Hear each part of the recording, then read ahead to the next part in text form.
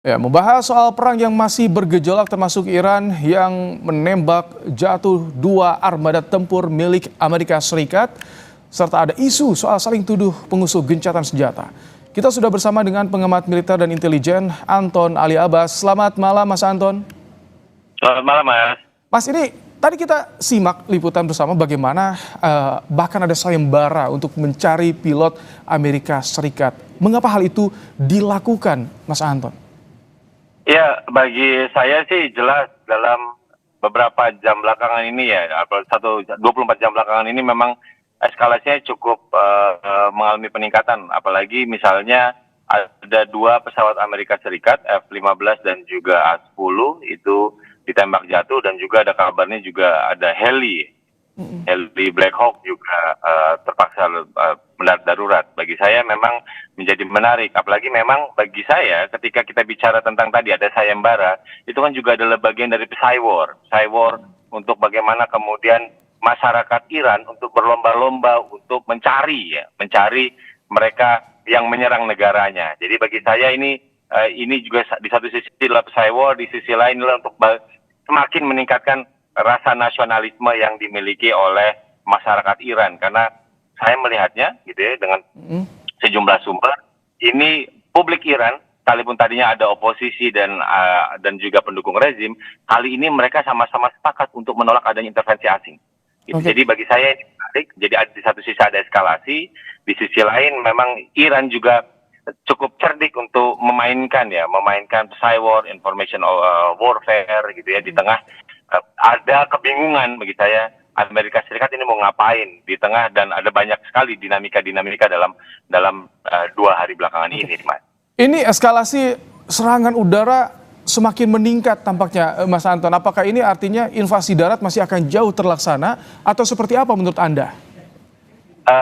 Jelas bagi saya ketika kita bicara tentang serangan udara itu kan artinya memang operasi atau peperangan saat ini masih belum berubah wajahnya, karena kalau misalnya ketika kita bicara operasi darat sudah dilakukan, tentu nanti wajah dari perang antara Amerika Serikat dan Iran ini tentu saja sudah makin berubah ya, sudah berubah. Kenapa berubah? Karena memang ketika ada pasukan darat tentu misalnya ada beberapa hal yang berubah. Satu adalah mungkin verifikasi nyata atau validasi apakah benar misalnya apa klaim-klaim selama ini yang disampaikan oleh pihak Amerika Serikat benar adanya atau tidak. Misalnya tadi yang 80-90% kemampuan militer Iran hancur atau tidak, itu kan juga akan diuji. Satu. Kedua, tentu saja ketika ada pasukan darat, tentu saja ini sedikit banyak, ini mereka akan mengokupasi atau menduduki wilayah-wilayah tertentu. Jadi kalau sebelumnya ini hanya fungsinya, gitu ya, tujuannya adalah untuk melumpuhkan atau melemahkan kemampuan militer pihak lawan. Tapi ketika sudah ada perang darat, tentu saja wajahnya akan menjadi bertambah kompleks. Karena ada yang ingin menduduki. Jadi karena pasukan darat itu tentu saja ingin menguasai wilayah daratan tertentu. Jadi tentu saja ketika ada intensitas seperti ini adalah sebuah kelanjutan dari sejak dari 28 Februari lalu, Mas. Jadi yang memang kita akan masih menunggu apakah benar nanti misalnya Trump akan benar mengeksekusi atau tidak.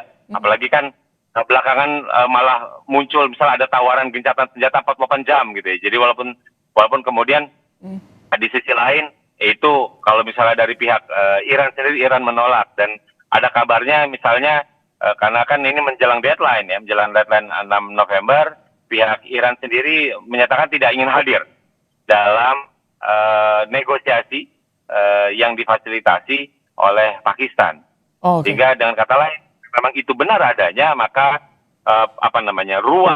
ruang dialog, untuk mencapai kata damai itu sedikit banyak agak tertutup yang difasilitasi oleh Pakistan, karena kemudian ada perkembangan saat ini pihak Turki misalnya sedang mencari tempat di mana kalau misalnya di Islamabad itu gagal, lalu di mana? Karena bagi saya banyak negara-negara kemudian yang memang punya concern bagaimana kemudian ada titik damai ya. Jadi ada deeskalasi dari ini. Jadi mereka tidak bisa lagi berharap bahwa Trump akan melakukan deeskalasi. Mas Anton, Trump kemudian adalah eskalasi. Iya, Mas.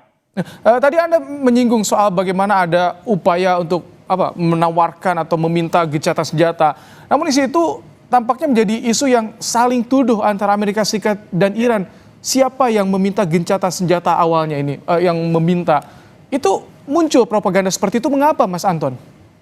Ya, karena di tengah, ya tadi, karena kan ketika kita bicara perang asimetris, tentu bagaimana kemudian melemahkan posisi tawar, melemahkan image mereka di publik. Kenapa demikian? Karena misalnya, kalau kita ngelihat ya, pada awal dimulai perang tanggal 28 Februari, itu kan narasi yang terbangun adalah ini memang apa yang dilakukan oleh Amerika, inilah Iran menimbulkan ancaman dan lain-lain.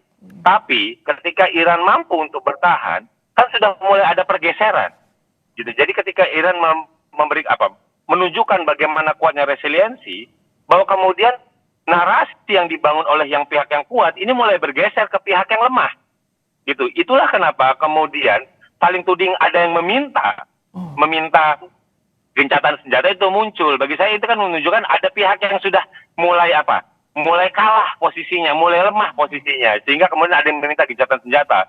Walaupun kata Iran, enggak, ini proposalnya datang dari Amerika Serikat, mereka minta 44 jam, dan bagi Iran ketika dia sudah berhasil misalnya menjatuhkan, merusak pesawat F-15, lalu juga A-10, apalagi ditambah helikopter, misalnya bagi Iran, ya ini saya udah ada saya kan pihak lemah, tapi kemudian menjatuhkan alutsista kunci misalnya, itu kan bagi Iran itu adalah posisi-posisi yang juga sedikit banyak menaikkan posisi tawarnya. Jadi saya tidak heran kemudian kalau itu memang benar yang ditawarkan oleh Amerika Serikat, karena bagi Amerika Serikat ketika ini mendelay sedikit banyak untuk agar tidak banyak gitu ya aset-aset mereka yang makin hancur, maka kan kalau misalnya ada delay 48 jam gitu sedikit banyak kan itu bisa menurunkan intensitas serangan balasan yang diluncurkan oleh Iran. Dan itu tidak digubris oleh Iran karena serangan demi serangan 2 armada tempur udara Amerika ditembak jatuh.